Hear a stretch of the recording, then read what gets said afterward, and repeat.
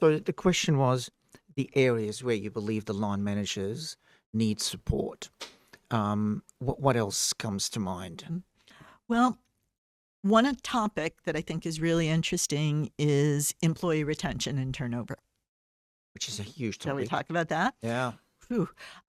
So in the work that I do, one of the biggest, like, kind of mind-blowing things is how we've changed our understanding of why people leave organizations. So back when I was in graduate school, most turnover theories focused on job dissatisfaction. Why do people leave? It's because we have this little satisfaction meter in our Okay. head, and more dissatisfied, we hit a threshold and we say, oh, I'm dissatisfied, I'm going to start looking for a new job. Okay. Right? Turns out most of us are pretty lazy. We don't really monitor our dissatisfaction very often. We only do that when events happen. And in most organizations, most turnover can be tied to a specific event. Interesting. I can understand that actually. We use the term shock, but Okay. it's not necessarily a surprise. It can be predictable, but it is a jolt, like an earthquake kind of thing, a tremor. And a shock could be something like you get an unexpected call from a recruiter. You weren't thinking about leaving, but oh, well, gee, here's this unexpected opportunity. Maybe I should think about it. But it could also be something like winning the lottery. And you go, oh, wait, now I don't have to work for pay. Maybe I should think about how much I'm really enjoying what I'm doing. I thought you gave a example when we were talking earlier. My son is living in Singapore. Does that change how I'm feeling about the work that I'm doing? Maybe you or your partner fall pregnant. So it could be any sort of event. And sometimes these things are very planned and predictable. Maybe the employee said, I've always had this dream of getting admitted into music school. And now that I've been admitted, I'm going to quit my job. So these are all shocks. These are sort of individual moments, right?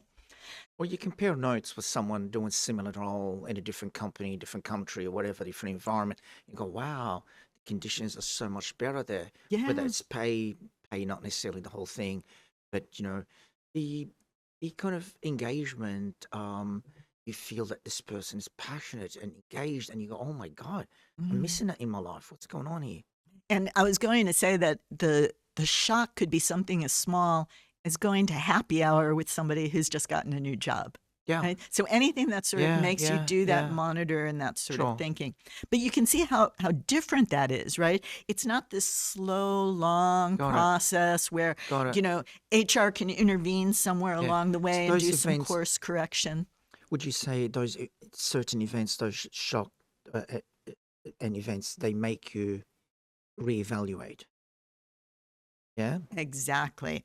Now, in those situations, the organization has very few options. Everything they can do to reduce shock-related turnover needed to happen 5 years earlier. It's so true. It's too late. Yeah. So the things that you're doing in onboarding to develop relationships and connections, the things you've been doing about career development, that was all done long ago. So Absolutely. Now pretty much the only thing you can do.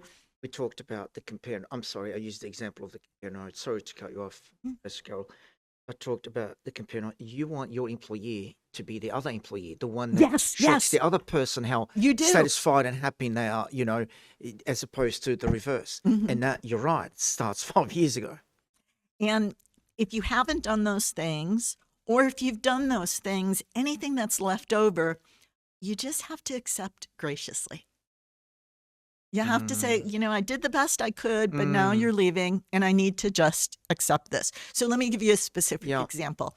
Lululemon, the company, right? Very leisure, vague, leisure wear, right? Athletic wear. Yeah. Most of the people who go to work in a Lululemon store as salespeople, they don't anticipate a 20-year career in the company. Most of them are there waiting to open their own Pilates studio. Okay. Or to become a personal trainer. Okay. So they're waiting for this shock, this jolt, this event that will move them into the role that they really want. They are. I didn't know anything about that. So you're saying people that work in the stores of those leisure wear or training wear, whatever, they normally come from the health industry, the personal trainers and aspiring to be in, etc. They're hoping gym to get enthusiasts, into that, right? So they don't come and take that job because they aspire to a career in sales or even to a career in management in those kinds of stores. Some of them might, but you're saying big chunk of it is they come from that industry, the health and exercising stuff. They haven't found their real position in that industry. They're on their way. It's a transitional kind of role for them, yeah? Exactly. Transitional is a beautiful word. So we have to anticipate that they're going to leave. But once you know that, once you recognize that, you say, well, that's actually a good thing, right? Because when they leave, they're part of our ecosystem. When they go off and become a personal trainer, they're going to be wearing Lululemon clothes, and their clients are going to say, hey, where'd you get those really cool yoga pants? And so we really want to think. You want them to be ambassadors. Exactly. When they are in the industry. Beautiful word. Beautiful word. So once we accept this idea of shock-related turnover, like it really changes the way you think about retention and turnover. Yeah. Some turnover you just have to accept. But you want to change the relationship. Yeah. It's not the end. It's a transition. It's a change. So that's something you said before at that termination, the vendetta or whatever. Oh my God, this is beautifully segued into that.